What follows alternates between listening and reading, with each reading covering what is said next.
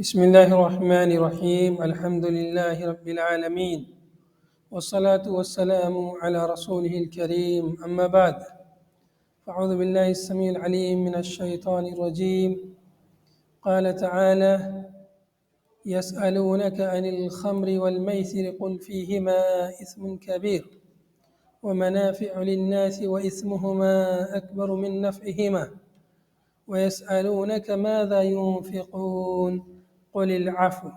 كذلك يبين الله لكم الآيات لعلكم تتفكرون. گزشتہ درس میں اس آیت کا پہلا حصہ جس میں خمر اور میسر کا ذکر ہے اس کی تفسیر یہاں تک ہو چکی تھی. اب اگلا حصہ وَيَسْأَلُونَكَ مَاذَا يُنْفِقُونَ یہ باقی تھا، اور وہ آپ سے سوال کرتے ہیں، دریافت کرتے ہیں، مسئلہ پوچھتے ہیں ماذا ينفقون، کیا خرچ کریں، یعنی ما قدرہ، کتنی مقدار میں خرچ کریں، چونکہ اسی جیسا سوال پیچھے بھی گزر چکا ہے. ماذا ينفقون، وہاں پر ماذا ينفقون سے مراد کس پر خرچ کریں، اس تعلق سے وہاں دو سوال تھے اور یہاں پر مقدار کا ذکر ہے. گزشتہ صفحے پر آپ دیکھیں گے یہاں پر ہے وَيَسْأَلُونَكَ مَاذَا يُنْفِقُونَ، تو یہاں پر دو سوال ہیں، اما ينفق کیا خرچ کریں اور کس پر خرچ کریں. یہاں سوال کا مقصود کیا ہے، کتنا خرچ کریں، ما قدرہ، کتنا خرچ کریں. قل، اللہ نے فرمایا اے نبی صلی اللہ علیہ وسلم آپ کہہ دیجئے انفقو، خرچ کیجئے العفو،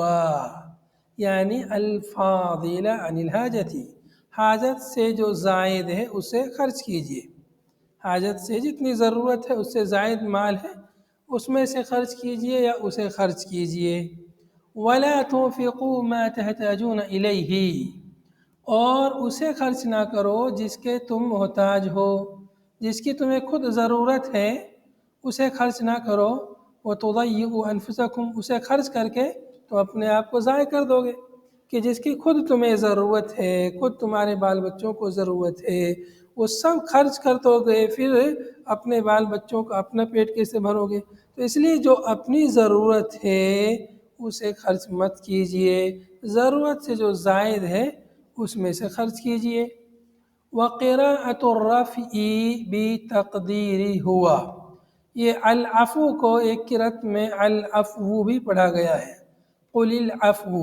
تو ایسی صورت میں عفو سے پہلے ہوا محذوف ہوگا، ہوا مبتدا العفو اس کی خبر،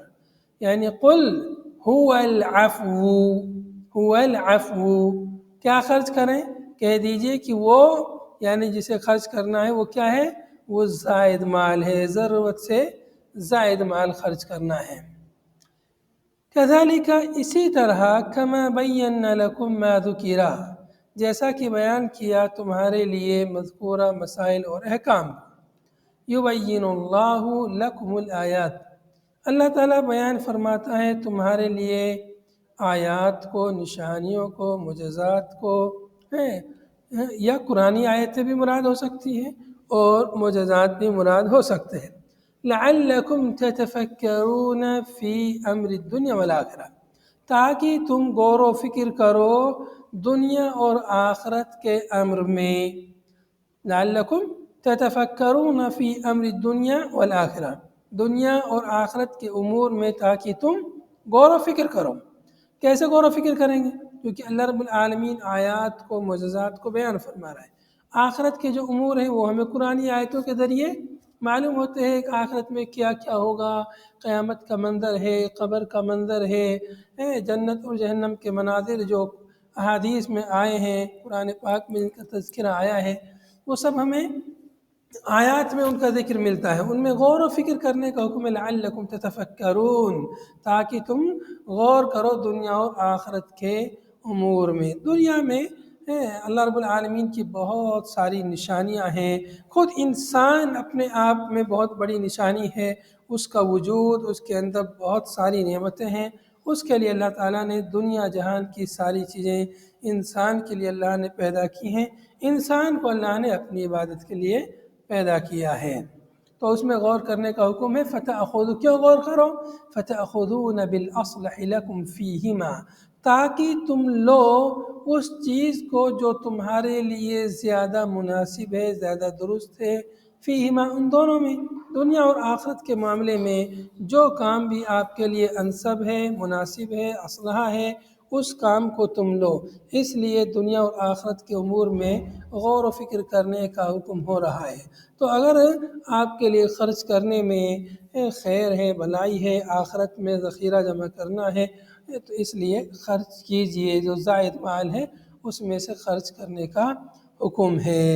تو یہ مطلب نہیں ہے کہ پورا زائد مال ہے اسے خرچ کر دیجئے، مطلب جو ضرورت کی چیز ہے اس کو آپ کو باقی رکھنا ہے، کیونکہ آپ کی بھی ضرورت ہے۔ آپ کو پھر خرچ کر دیں گے تو آپ کو دوسروں کے سامنے ہاتھ پھیلانا پڑے گا، تو اس لیے یہ حکم ہوا ہے کہ جو آپ کی ضرورت ہے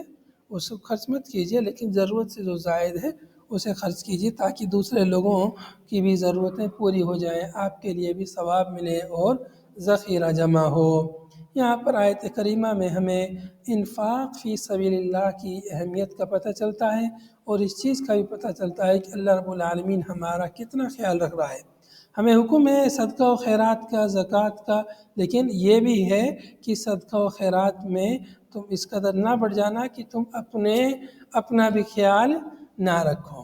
تو باقی کبھی کبھی ایسی حالتیں آتی ہیں کہ انسان جو ہے اپنی ضرورت کو بھی قربان کر دیتا ہے،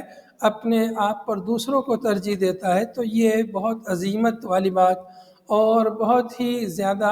تقوی اور پرہیزگاری والی بات ہوتی ہے۔ ایک دفعہ اللہ کے نبی صلی اللہ علیہ وسلم نے صحابہ کرام کو ابھارا تھا صدقہ و خیرات پہ، حضرت ابوبکر صدیق رضی اللہ عنہ گھر کا سب کچھ لے کے آ گئے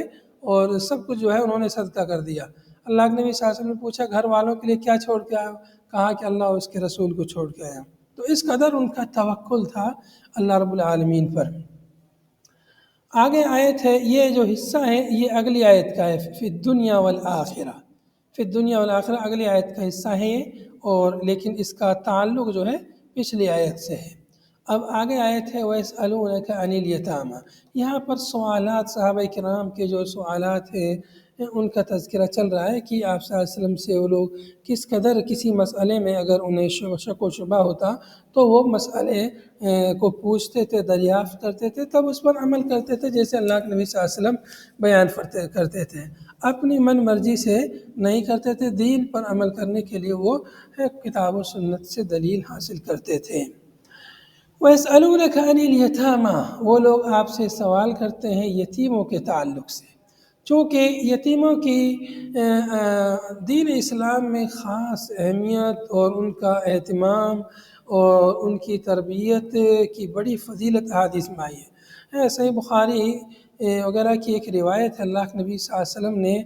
اپنے ہاتھ کی 2 انگلیوں شہادت کی انگلی اور درمیانی انگلیوں کو دونوں کو اٹھایا اور فرمایا انا وکافل الیتیم کہاتین فی الجنہ، کہ میں اور یتیم کی کفالت کرنے والا جنت میں ایسے ہی ہوں گے جیسے یہ 2 انگلی ہیں، شہادت کی انگلی اور وسطی جو انگلی ہے، یہ دونوں انگلی بالکل قریب قریب ہیں، تو جیسے یہ قریب ہیں ایسے ہی یتیم کی کفالت کرنے والا مسلمان اللہ کے نبی صلی اللہ علیہ وسلم کے ساتھ جنت میں اس قدر قریب ہوگا۔ اور یا تو یہ کہ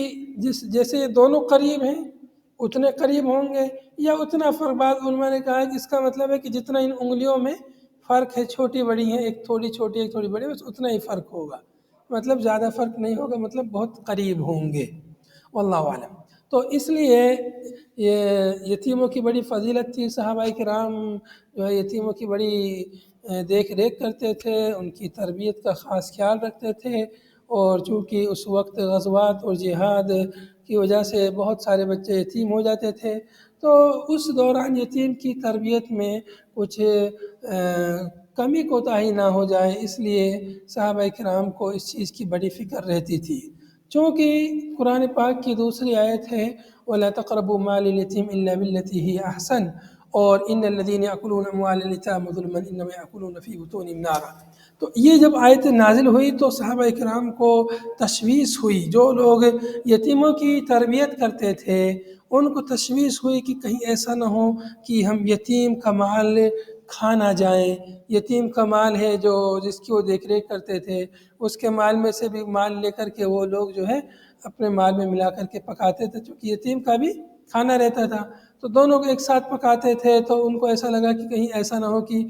ان کا کھانا ہم کھا لیں، تو ان لوگوں نے یتیم کا مال الگ کر دیا اور الگ ان کے لیے کھانا بناتے تھے۔ ان کا کھانا بچ جاتا تھا تو اسے رکھ دیتے تھے، پھر اس کھانے کو اگلے وقت میں وہ کھاتا تھا یتیم۔ کبھی وہ کھانا خراب ہو جاتا تو ویسے ضائع ہو جاتا،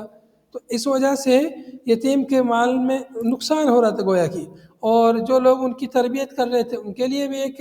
پریشانی کی بات تھی کہ ان کے لیے الگ کھانا بناؤ، الگ آٹا گوندھو، الگ سبزی سالن بناؤ، ہر چیز الگ الگ، تو یہ بڑی مشکل والی بات تھی۔ تو صحابہ کرام نے اس پریشانی کو اللہ کے نبی صلی اللہ علیہ وسلم کے سامنے بیان کیا، تب یہ آیت کریمہ نازل ہوئی، وَيَسْأَلُونَكَ عَنِ الْيَتَامَى۔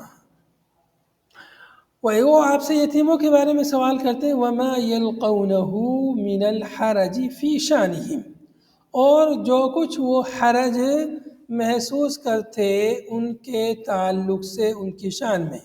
یتیموں کی شان میں انہیں جو کچھ بھی حرج محسوس ہو اس کے تعلق سے انہوں نے سوال کیا۔ وَمَا يَلْقَوْنَهُ یعنی وَمَا يَجِدُونَهُ مِنَ الْحَرَجِ فِي شَانِهِمْ، یتیموں کی شان میں ہیں، یتیموں کی پرورش کرنے والوں کو جو حرج محسوس ہوا، حرج انہیں ہوا، اس کے تعلق سے انہوں نے سوال کیا یتیموں کے بارے میں، اور یتیموں کی پرورش کی وجہ سے انہیں جو پریشانی تھی اس پریشانی کے تعلق سے سوال کیا۔ پریشانی کیا تھی اب اس کا ذکر ہو رہا ہے، فَإِنْ وَاكَلُوهُمْ يَأْثَمُوا، پھر اگر وہ ان کو اپنے ساتھ ملا کر کھلاتے ہیں تو گنہگار ہوں گے۔ چونکہ دوسری آیت سے انہوں نے ایسا مفہوم سمجھا کہ ان الذین یأکلون اموال الیتامی ظلما انما یأکلون، تو اس سے ایسا لگا کہ کہیں ہم یتیم کا مال کھا نہ جائیں، اس کا سب مال ملے گا ساتھ میں تو کوئی ایسا نہ ہو کہ اس کا مال ہمارے پیٹ میں آ جائے۔ تو ایسا ہوا کہ اگر ان کے مال کو ملا کے کھائیں گے تو گنہگار ہوں گے، اور اگر الگ کرتے ہیں ان کے مال کو، مالهم من اموالهم وان اسلوا مالهم من اموالهم، اور اگر وہ ان کے اموال کو الگ کرتے ہیں اپنے مالوں سے، اگر وہ اگر وہ الگ کرتے ہیں، یہ جو ہے مال ہے الگ الگ تھوڑا لکھا ہوا ہے، ایک ساتھ ہونا تھا اس کو، وَإِنْ أَزَلُوا مَالَهُمْ، اگر ان کے مال کو من اموالهم اپنے مالوں سے الگ کرتے ہیں، وَصَنَعُوا لَهُمْ طَعَامًا وَحْدَهُمْ، اور ان کے لیے مستقل کھانا اگر بناتے ہیں، فَحَرَجٌ، تو یہ بھی حرج کی بات تھی۔ مستقل کھانا بنانا، روزانہ گھر میں دو الگ الگ لوگوں کے لیے الگ الگ طرح کا کھانا بنانا، تو یہ مطلب ایک پریشانی کی باعث تھی، حرج والی بات تھی۔ تو یہ آیت نازل ہوئی، قل، اے نبی صلی اللہ علیہ وسلم کہہ دیجئے، اصلاح لہم فی اموالہم، ان کی اصلاح یا ان کی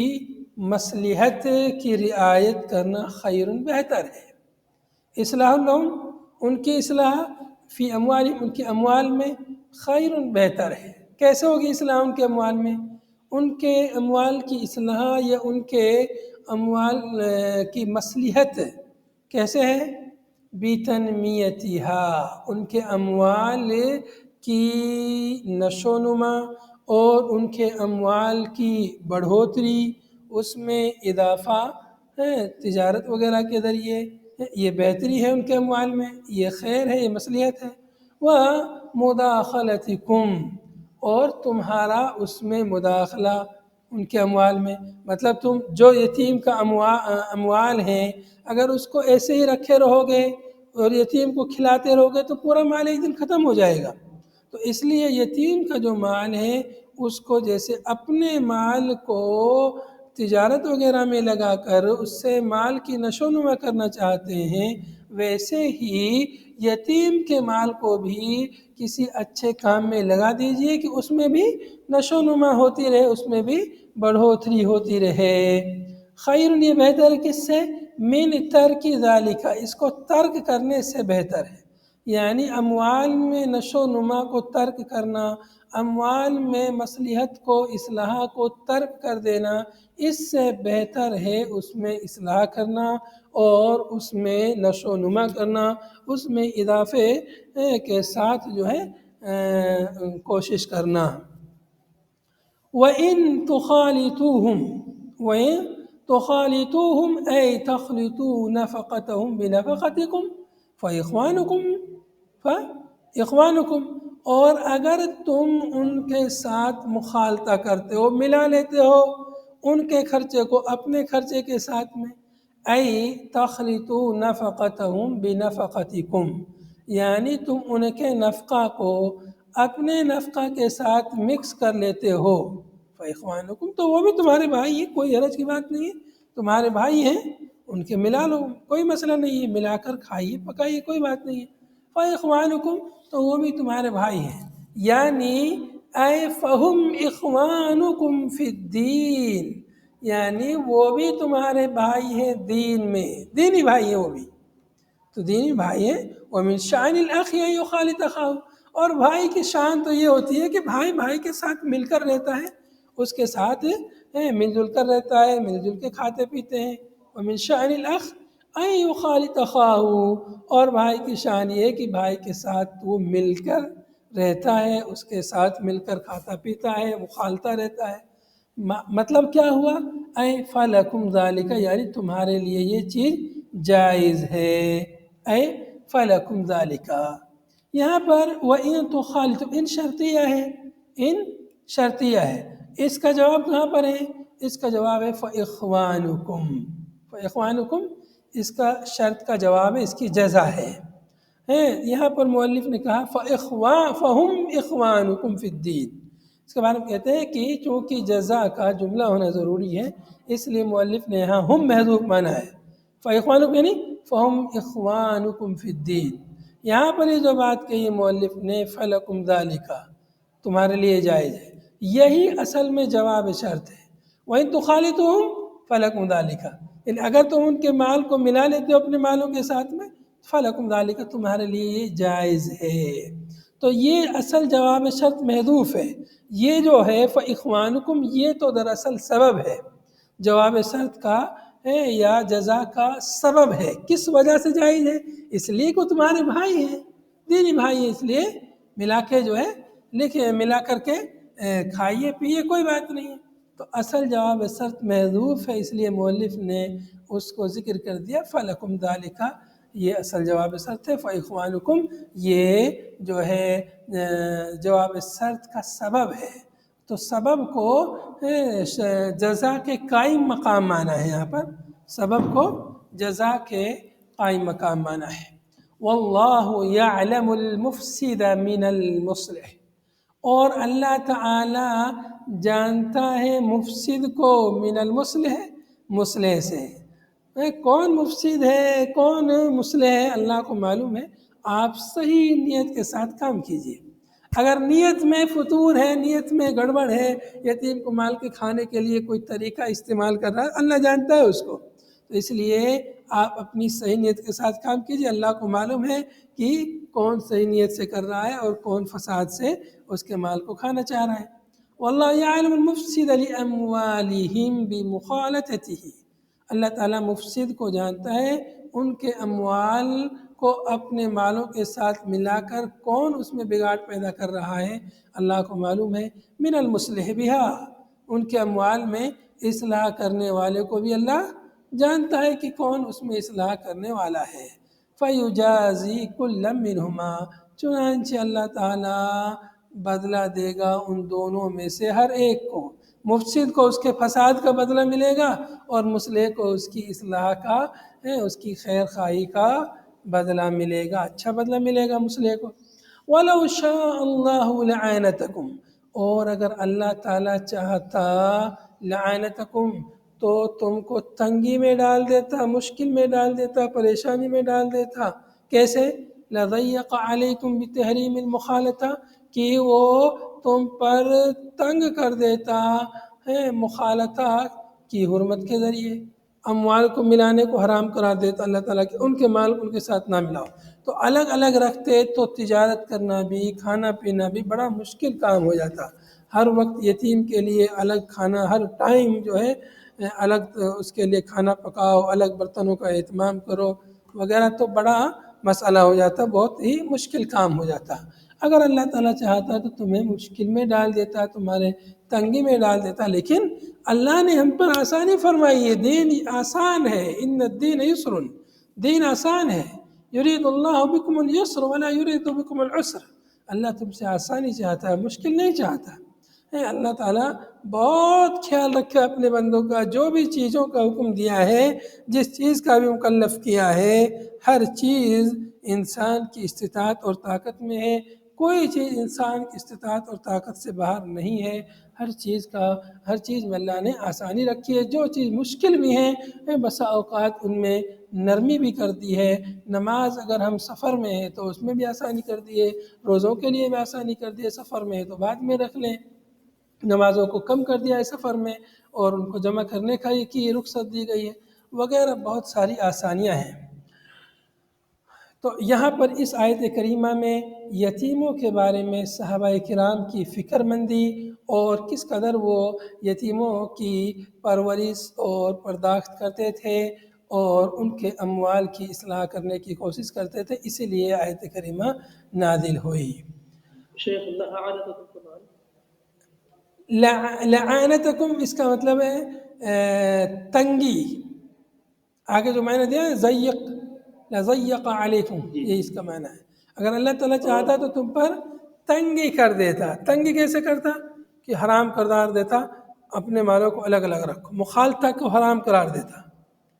مخالطہ یعنی اموال کو ملانا۔ بتنمیتها کا معنی شیخ اوپر گزرا ہے، کیا لفظ ہے؟ جی بتنمیتها، بتربیتها، بتنمیتها او تنمیہ نمو سے ہے، تنمیہ نمو یعنی بڑھنا، زیادہ ہونا،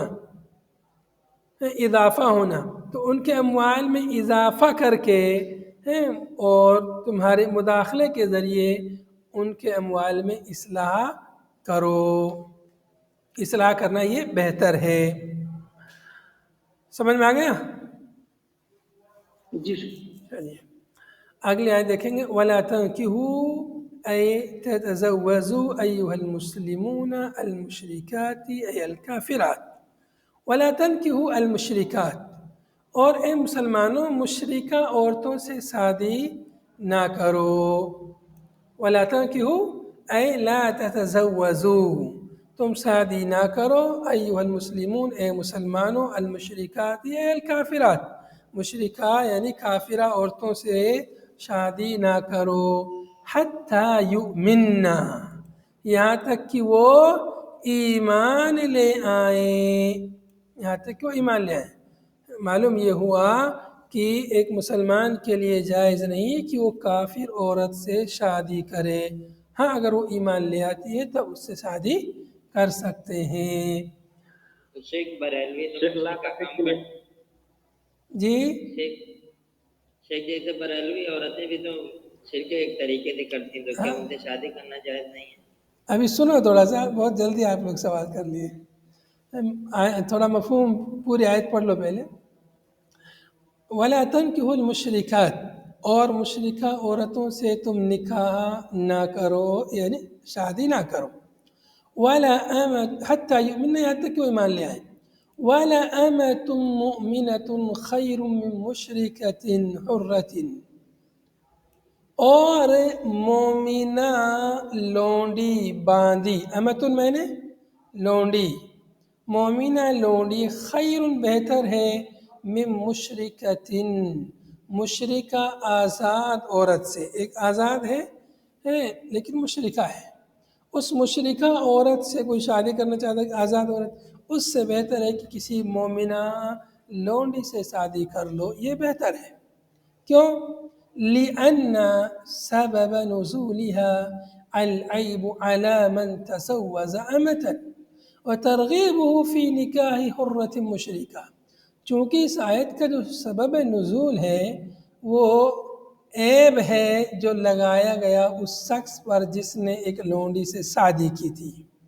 ایک شخص نے لونڈی سے شادی کی تو اس میں عیب لگایا، دیکھو لونڈیوں سے شادی کر رہا ہے، ارے آزاد عورت سے شادی کرو، اور اس کو ابھارا، و ترغیب ہو،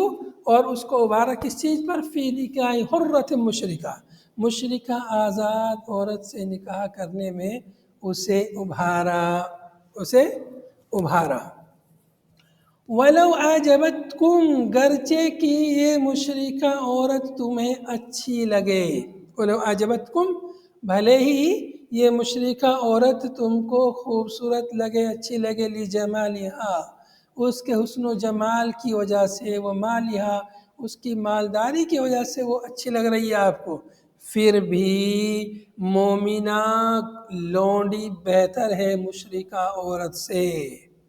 وَهَذَا مخصوص بغیر الکتابیات، اور یہ مخصوص ہے، یہ جو حکم ہے یہ مخصوص ہے غیر کتابی عورتوں کے ساتھ۔ یہاں پر ہے نا وَلَا تَنكِحُوا الْمُشْرِكَاتِ، مشرکہ عورتوں سے شادی نہ کرو، مشرکہ عورتوں سے شادی نہ کرو۔ تو اہل کتاب یہود و نصارہ بھی مشرک ہیں، یہود و نصارہ مشرک ہیں، تو یہود و نصارہ مشرک ہیں، انہیں اہل کتاب کہا جاتا ہے، ان کی عورتوں سے شادی کرنا جائز ہے، ان کی عورتوں سے، وہ بھی مشرک ہیں یہود و نصارہ، ان کا شرک بھی کچھ کم نہیں ہے، تو ان کی عورتوں سے شادی کرنا جائز ہے۔ اور دلیل کیا ہے؟ دوسری آیت ہے سورہ مائدہ کی، والمحصنات من الذین اوتوا الکتاب، اوتوا الکتاب جنہیں کتاب دی گئی، یعنی اہل کتاب، تو اہل کتاب کی جو محصنہ عورتیں ہیں، پاک دامن عورتیں، ان سے شادی کرنے کی اجازت اس آیت میں ہے۔ تو اس لیے مشرکہ یہودیہ یا مشرکہ نصرانیہ اس حکم سے مستثنیٰ ہے، الگ ہے۔ بات سمجھ میں آئی؟ یہاں پر حکم ہے مشرکہ عورتوں سے شادی نہ کرو، لیکن ان مشرکہ عورتوں میں سے یہود و نصارہ کی مشرکہ عورتیں مستثنیٰ ہیں، الگ ہیں، حالانکہ وہ بھی مشرکہ ہیں، لیکن اللہ نے ان کو مستثنیٰ قرار دیا، اس لیے کہ یہ مشرک ہے جو یہ اللہ پر ایمان رکھتے ہیں کم سے کم، اور اللہ کے سابقہ انبیاء پر بھی ایمان رکھتے ہیں، محمد صلی اللہ علیہ وسلم پر ایمان نہیں رکھتے ہیں، یہود عیسیٰ علیہ السلام پر بھی ایمان نہیں رکھتے ہیں، عیسائی محمد صلی اللہ علیہ وسلم پر ایمان نہیں رکھتے ہیں، لیکن اللہ پر، آخرت کے دن پر، فرشتوں پر ان کا ایمان ہے، گرچہ کہ اس میں بھی بہت گڑبڑ ہے اور بہت خلل ہے۔ اب یہاں پر مسئلہ جو آپ سوال کر رہے تھے کہ جو مسلمانوں میں جو مشرکہ عورتیں ہیں، جو قبروں کی پوجا کرتی ہیں وغیرہ وغیرہ، جو شرک کے انواع میں ملوث ہے، ان کا کیا حکم ہے، ان سے شادی کرنے کا کیا حکم ہے؟ اس بارے میں علماء کا اختلاف ہے۔ بعض علماء نے ان کو کتابیہ عورتوں پر قیاس کیا ہے کہ جب اہل کتاب کی عورتوں سے شادی کرنا جائز ہے کیونکہ وہ اللہ پر ایمان رکھتی ہیں، اس وجہ سے تو یہ تو محمد صلی اللہ علیہ وسلم پر بھی ایمان رکھتی ہے، تو ان سے تو بدرجہ اولیٰ شادی کر سکتے ہیں، جب ان سے کر سکتے ہیں تو ان سے بدرجہ اولیٰ کر سکتے ہیں، چونکہ وہ تو ہمارے نبی کا بھی انکار کرتے ہیں یہود و نصارہ، پھر بھی جائز ہے، لیکن یہ تو نبی صلی اللہ علیہ وسلم پر ایمان رکھتی ہے، ان کے یہاں غلط فہمیوں کی وجہ سے بہت ساری بدعت و خرافات آ گئی ہیں، یا غلو کی وجہ سے نبی صلی اللہ علیہ وسلم کی شان میں غلو کی وجہ سے کچھ خرافات ہیں، تو اس لیے بدرجہ اولیٰ ان سے شادی کر سکتے ہیں، کچھ علماء نے کہا ہے۔ کچھ نے کہا ہے کہ نہیں، یہاں پر نص موجود ہے اہل کتاب کے لیے، بس اہل کتاب مشرکہ کے لیے نص موجود ہے، اس کے علاوہ کسی اور مشرکہ کے لیے نص نہیں ہے، اس لیے بریلوی یا مشرکہ مسلمان عورتوں سے شادی کرنا جائز نہیں ہے، کچھ علماء نے ایسا کہا ہے، واللہ عالم بالصواب۔ تو شیخ کر نہیں سکتے کیا؟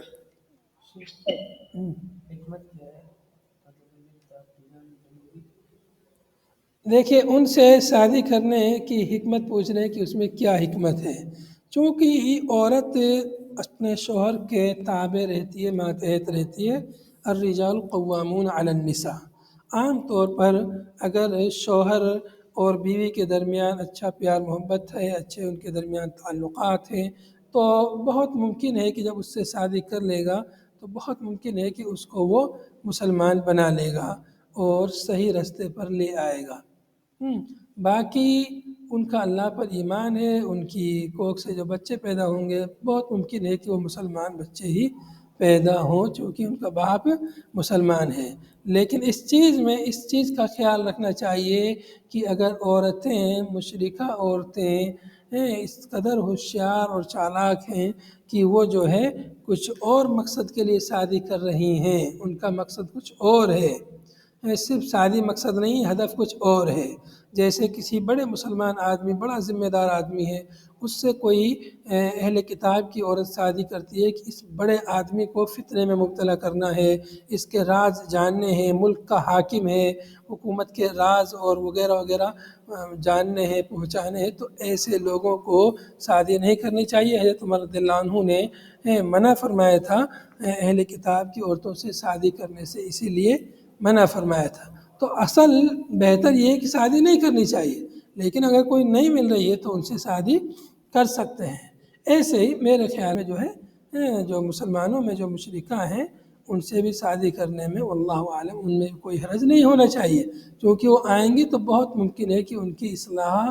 ہو جائے گی، بہت ممکن ہے کہ ان کی اصلاح ہو جائے۔ اگر معلوم ہے کہ یہ بہت ہی متشدد ہیں، بہت پڑھی لکھی ہیں، یہ آ کے ہمارے گھر میں بھی شرک اور بدعات کو رواج دیں گی، اس طرح کے سے اگر اندیشہ ہے تو پھر نہیں کرنا چاہیے۔ شاید اگر لڑکی کی شادی ہے تو جیسے ایک منٹ جی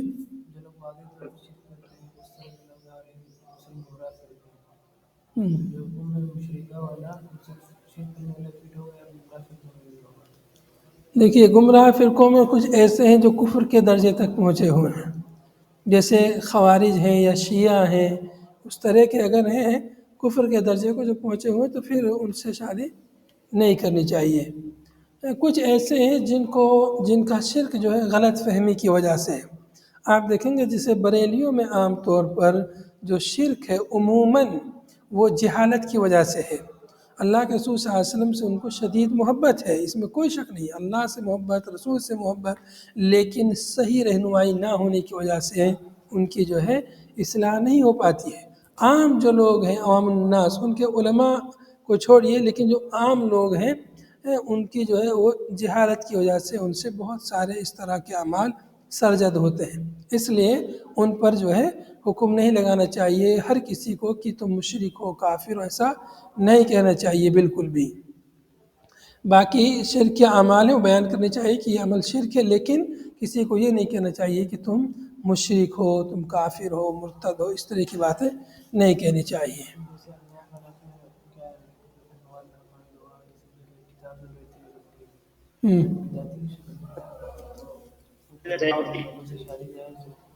جائز ہے اس طرح کی بدعتیں، اگر آپ دیکھیں گے تو آپ کو اہل حدیث کے یہاں بھی بہت ساری مل جائیں گی۔ آپ پڑھیں گے سابقہ علماء مولانا ثناء اللہ مرسلی، صدیق حسن خان، وحید الزماں، قدیم جو علماء ان کے یہاں بھی ایسی بہت ساری باتیں آپ کو مل جائیں گی، چھوٹی چھوٹی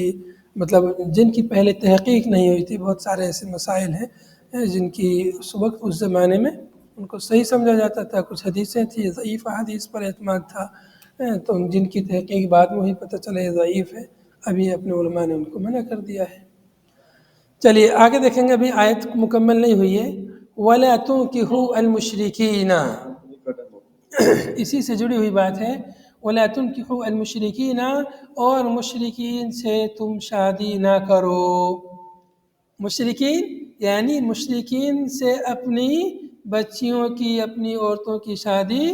نہ کرو۔ وَلَا تُنْكِحُوا یعنی وَلَا تُزَوِّجُوا الْمُشْرِكِينَ أي الْكُفَّارَ الْمُؤْمِنَاتِ، کفار کی شادی مومنہ عورتوں سے نہ کرو، یا مومنہ عورتوں کی شادی کفار سے نہ کرو، حتیٰ یؤمنوا، یہاں تک کہ وہ کفار ایمان لے آئیں۔ اگر ایمان لے آتے ہیں تب ان کے ساتھ ان کی شادی کرنا جائز ہے، اگر ایمان نہیں لاتے ہیں تو ان کے ساتھ شادی کرنا جائز نہیں ہے۔ وَلَعَبْدٌ مُؤْمِنٌ خَيْرٌ مِّن مُشْرِكٍ وَلَوْ أَعْجَبَكُمْ، اور مومن عبد، مومن غلام یہ بہتر ہے مشرک سے۔ اگر اپنی لڑکی کی شادی کسی غلام سے کر دو لیکن مسلمان ہے وہ، تو یہ بہتر ہے اس سے کہ کسی مشرک خوبصورت ہینڈسم اور مالدار مشرک سے شادی کرو، اس سے بہتر ہے کہ کسی مومن غلام سے بچی کی اپنے عورت کی شادی کر دو، اپنے گھر کی کسی عورت کی شادی کرنی ہے تو مومن مسلمان آدمی سے اس کی شادی کرو، وَلَوْ أَعْجَبَكُمْ لِمَالِهِ وَجَمَالِهِ، گرچہ کہ تم کو اچھا لگے، اعجبکم گرچہ کہ تمہیں اچھا لگے یہ مشرک آدمی اس کے مال کی وجہ سے، اس کے جمال کی وجہ سے، پھر بھی جو ہے مشرک مرد سے شادی نہیں کرنی چاہیے۔ یہاں پر کوئی استثناء نہیں ہے، یہاں پر کوئی استثناء نہیں ہے، مطلب یہودی مرد اور عورتوں کے لیے جائز نہیں ہے کہ ان سے شادی کی جائے۔ اپنی مسلمان عورتوں کی شادی یہودی مرد عورتوں سے کرنا جائز نہیں ہے۔ اولئک ای اہل الشرک یدعون الی النار بدعائهم الی العمل الموجب لها فلا تلیکم مناکحتهم، یہی لوگ اہل شرک لوگ جن سے شادی کرنے سے منع کیا جا رہا ہے، یہی لوگ یدعون الی النار، یہ لوگ جہنم کی طرف بلاتے ہیں۔ کیوں ان کے ساتھ شادی نہیں کرنی چاہیے؟ اس لیے کہ یہ لوگ جہنم کی طرف بلاتے ہیں، ان کے ساتھ شادی کر دو گے اپنے عورتوں کی تو یہ ہماری عورتوں کو بھی مشرک بنا دیں گے، ان کو بھی شرک پر مجبور کریں گے، اس لیے ان کے ساتھ شادی نہیں کرنی چاہیے۔ اولئک یدعون الی النار، یہ لوگ جہنم کی طرف بلاتے ہیں، بدعائہم الی العمل الموجب لها، ان کے بلانے کی وجہ سے ایسے عمل کی طرف جو عمل موجب ہے جہنم کا۔ لا ضمیر نار کی طرف لوٹ رہی ہے، چونکہ یہ لوگ جہنم کی طرف بلاتے ہیں اس لیے فلا تلیکم مناکحتہم، اس لیے ان سے مناکحہ مناسب نہیں ہے، جائز نہیں ہے۔ مناکحہ یعنی ان کے ساتھ ایک دوسرے سے نکاح کرنا، مشرک مردوں سے یا مشرکہ عورتوں سے نکاح کرنا، شادی کرنا لائق نہیں ہے، مناسب نہیں ہے، جائز نہیں ہے۔ یہ تو جہنم کی طرف بلاتے ہیں۔ واللہ یدعو الی الجنۃ والمغفرہ، اللہ تعالیٰ نے جو رہنمائی فرمائی ہے اس کا نتیجہ کیا ہوگا؟ واللہ یدعو الی الجنۃ والمغفرہ، اللہ تعالیٰ جنت کی طرف اور مغفرت کی طرف بلاتا ہے، جنت کی طرف اور مغفرت کی طرف، علی لسان رسولی، اپنے رسولوں کی زبانی، اے العمل الموجب لہما، یعنی ایسے عمل کی طرف اللہ تعالیٰ بلاتا ہے جو جنت اور مغفرت کا موجب ہے، بِإِذْنِهِ، بِإِرادَتِهِ، اپنے ارادے سے، اپنے اذن سے، فَتَجِبُ إِجَابَتُهُ بِتَجْوِيزِ أَوْلِيَائِهِ، لہذا واجب ہے اس کی دعوت کو قبول کرنا، اللہ کی دعوت کو قبول کرنا۔ اللہ کی دعوت کیسے ہے؟ بِتَجْوِيزِ أَوْلِيَائِهِ، اللہ کے اولیاء سے شادی کر کے۔ اللہ کے اولیاء کون ہیں؟ مسلمان، یعنی مسلمانوں سے شادی کر کے اللہ کی دعوت کو قبول کرو۔ وَيُبَيِّنُ آيَاتِهِ لِلنَّاسِ، اور اللہ تعالیٰ اپنی آیتوں کو لوگوں کے لیے بیان کرتا ہے، لَعَلَّهُمْ يَتَذَكَّرُونَ، تاکہ وہ لوگ نصیحت حاصل کریں، یتعظون، وہ لوگ موعظت حاصل کریں۔ هذا وصلی اللہ وسلم علی نبینا محمد وعلى آله وصحبه اجمعین، سبحانک اللہم وبحمدک، نشهد ان لا الہ الا انت، نستغفرک ونتوب الیک، والسلام علیکم ورحمۃ اللہ۔